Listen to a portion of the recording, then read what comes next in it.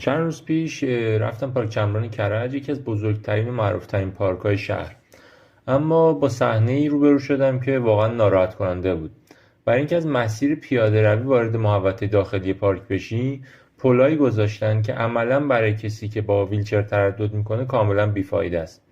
جالبتر اینجاست که مشخص مثلا فهمیدن رمپ لازمه، اما رمپ‌هایی ساختن که بیشتر شبیه یه مانع جدیده تا یه راه حل. رمپ‌هایی که نه قابل استفاده است نه حس امنیت میده. در نهایت اگر بخوای با ویلچر وارد محوطه پارک بشی، باید یه مسیر طولانی رو بری تا یک مسیر همسطح و مناسب پیدا بکنیم.